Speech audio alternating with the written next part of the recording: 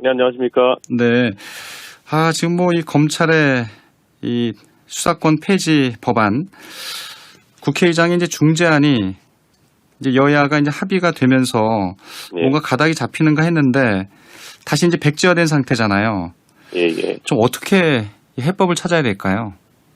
우선 처음으로 들어가 보면은 이 입법 자체를 왜 지금 일주일 만에 해야 된다라고 주장하는지에 대해 가지고 강한 의구심을 다시 표할 수밖에 없습니다. 사실 이 형사사법 체계의 근간을 뒤흔드는 이런 어떤 수정이기 때문에 이런 부분은 빠르게 하는 것보다 정확하게 하는 것이 굉장히 중요한데 국민 어느 누구도 이런 큰 제도 변화가 일주일 만에 그것도 문재인 대통령 퇴임 전에 꼭 이루어져야 된다는 민주당의 주장이 어떤 논리적 개연성이 있는지 모를 겁니다. 대표님도 처음에 그 국회의장 중재안이 이제 합의됐을 때만 해도 절반의 이 성공한 협상이었다 이렇게 이제 평을 하셨었는데 예. 좀 입장이 바뀐 건가요? 어떻게 된 건가요? 한동훈 법무부 장관 후보자와 좀 논의한 이후에 입장이 좀 정제가 된 건가요?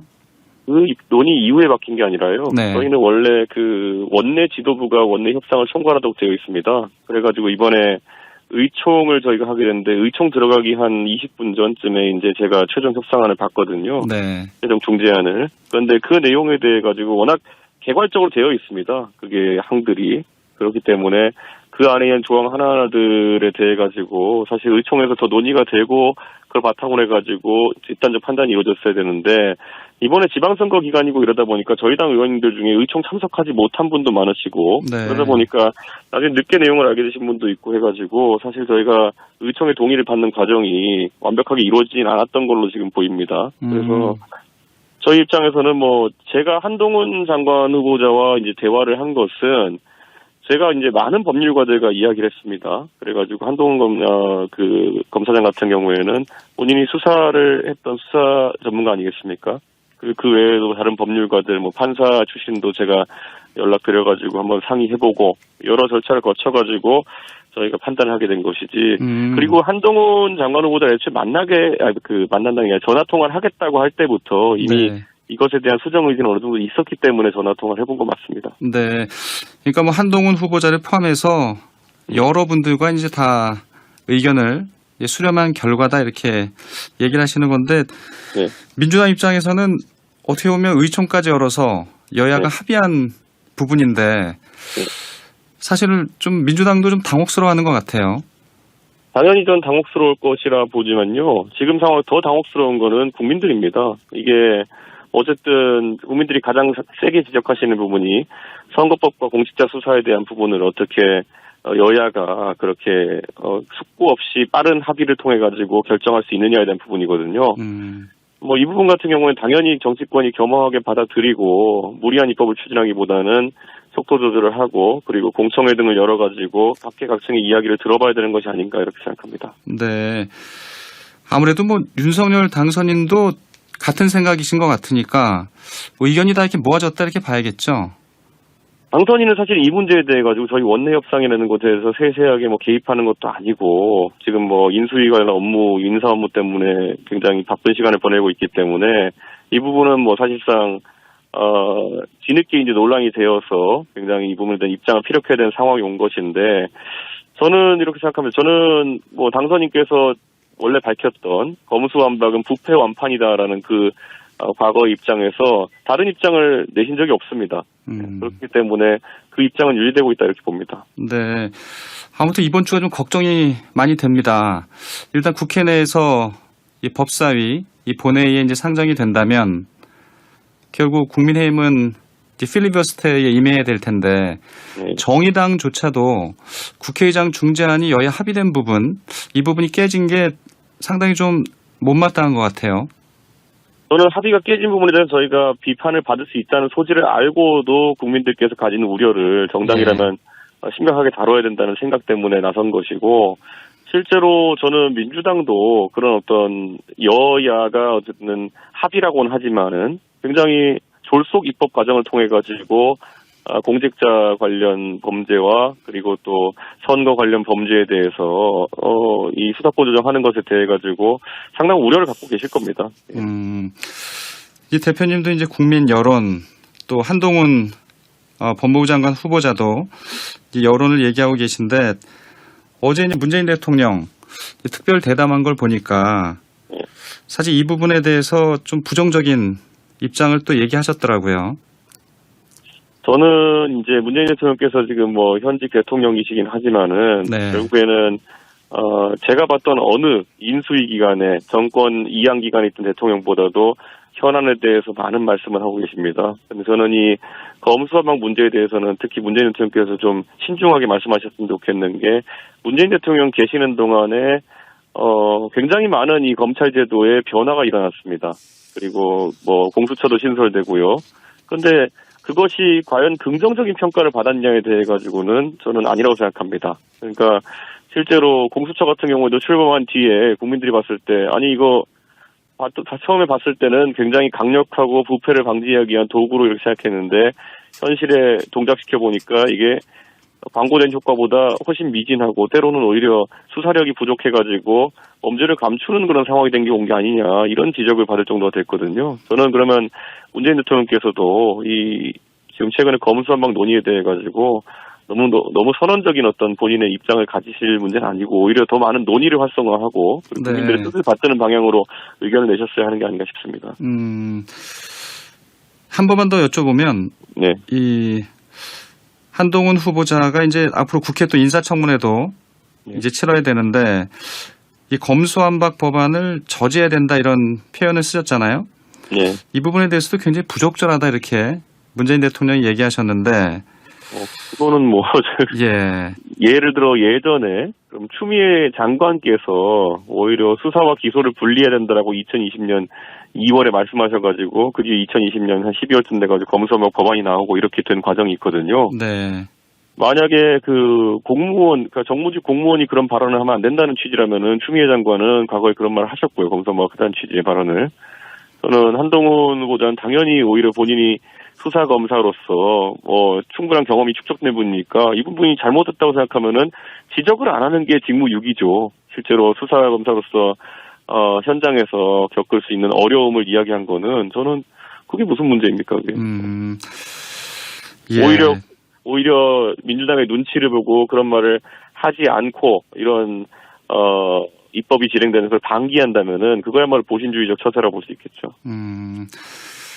한 가지만 더 여쭤보면 예. 워낙 이제 어제 특별 대담을 많이들 보셨길래 이 윤석열 당선인의 이 당선에 대해서도 좀 아이러니하다 이런 표현도 쓰셨고 예. 좀 어떻게 봐야 될까요?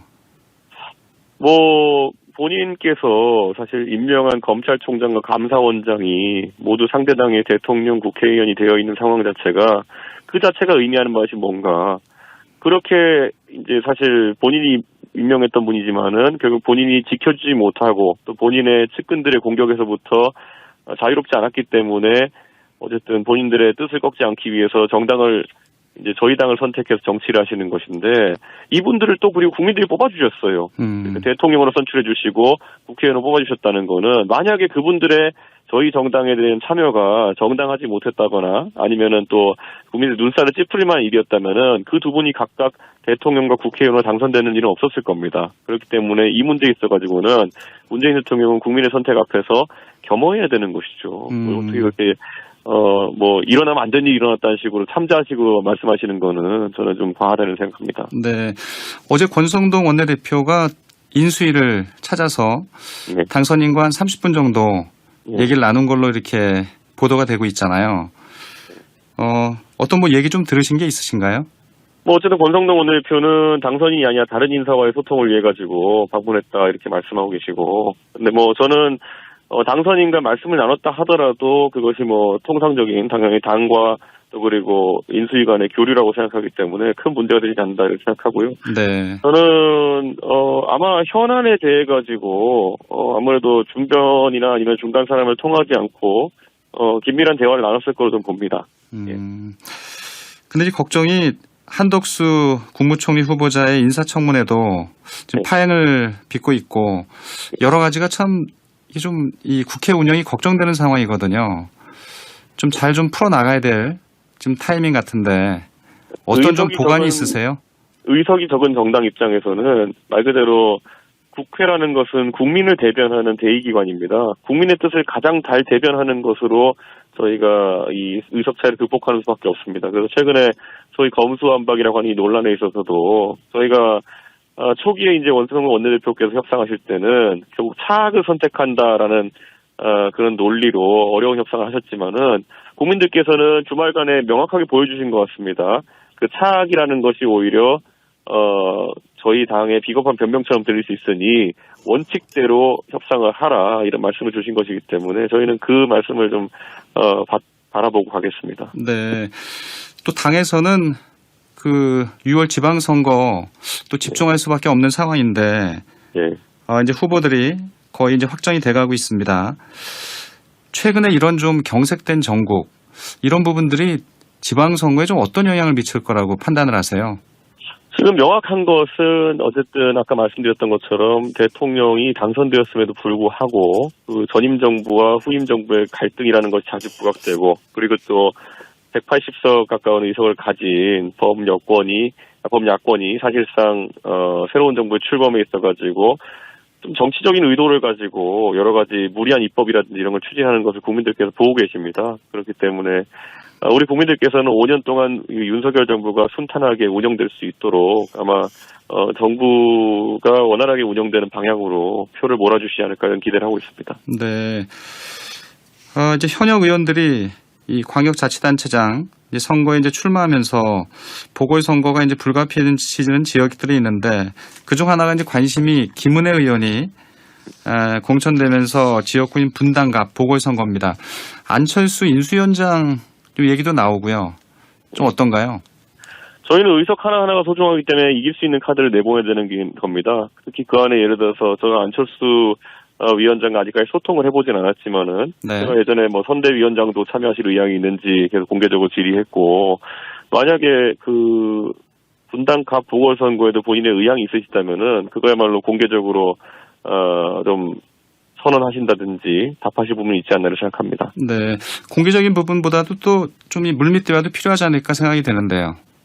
그런데 이제 제가 당대표가 된 이후로부터 사실 저는 이 영입식이라든지 이런 식이 아니면 추대식 출마라는 거는 저희 당에서 안 하려고 하거든요.